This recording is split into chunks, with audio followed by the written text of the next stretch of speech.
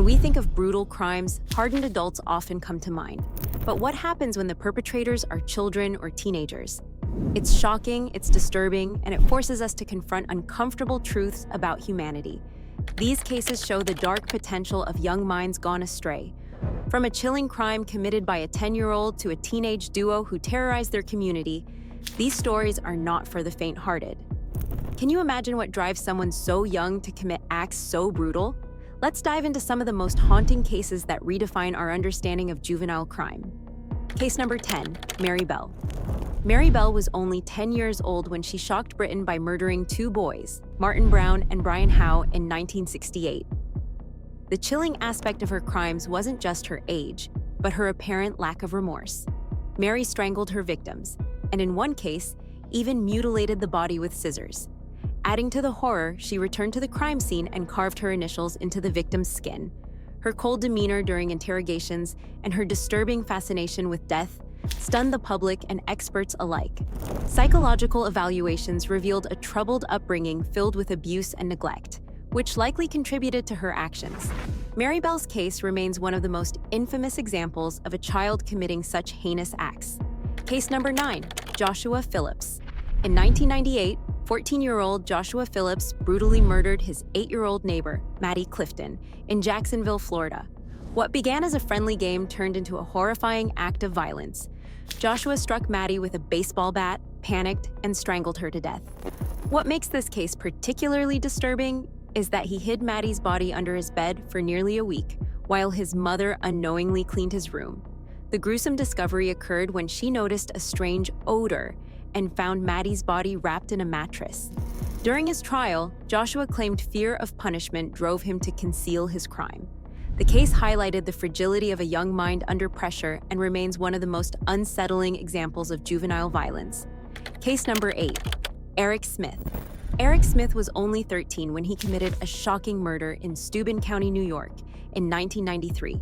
He lured 4-year-old Derek Robbie into the woods under the guise of friendship, but then brutally attacked him.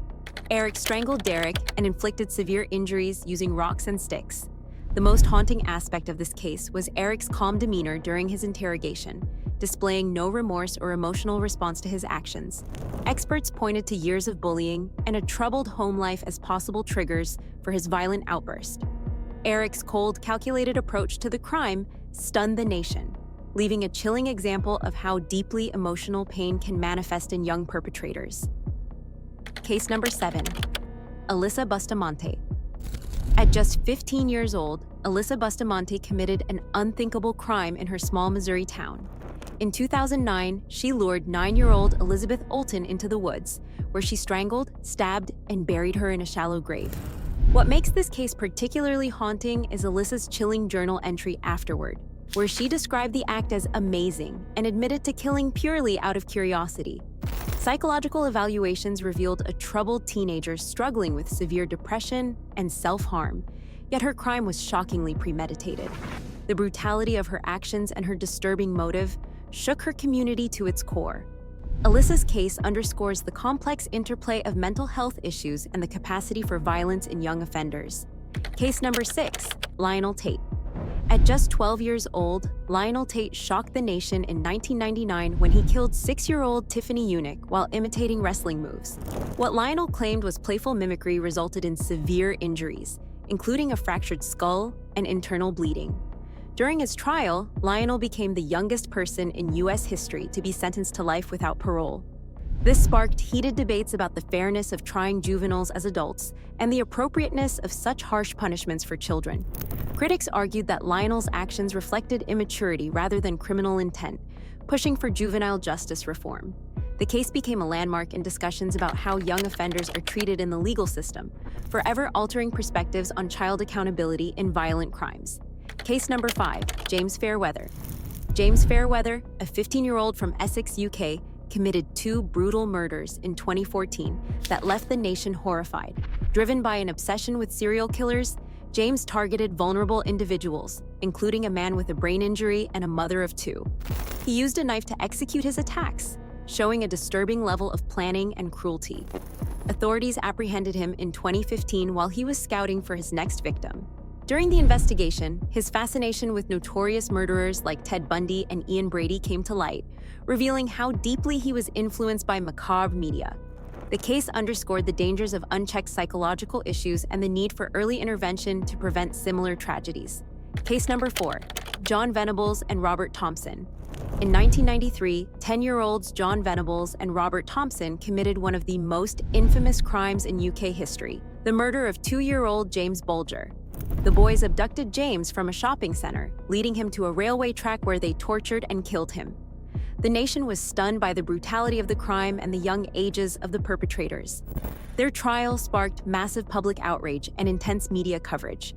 Both boys were sentenced to detention until 18 and were later granted anonymity upon release, leading to ongoing debates about their reintegration into society.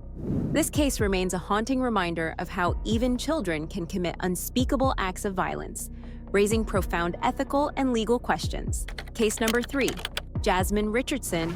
At the age of 12, Jasmine Richardson conspired with her 23-year-old boyfriend, Jeremy Steinke, to murder her entire family in 2006. The couple's twisted relationship and obsession with Gothic culture fueled their deadly plan.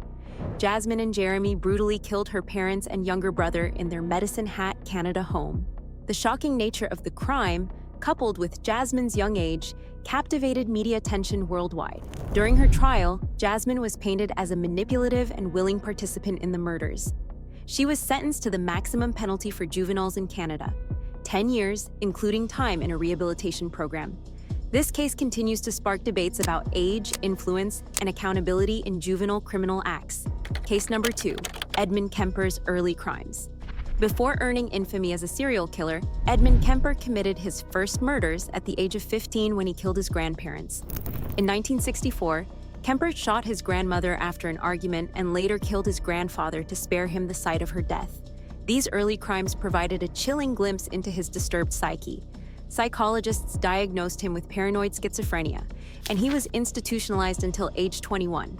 Despite his release, the signs of his violent tendencies were clear, yet they went largely unaddressed.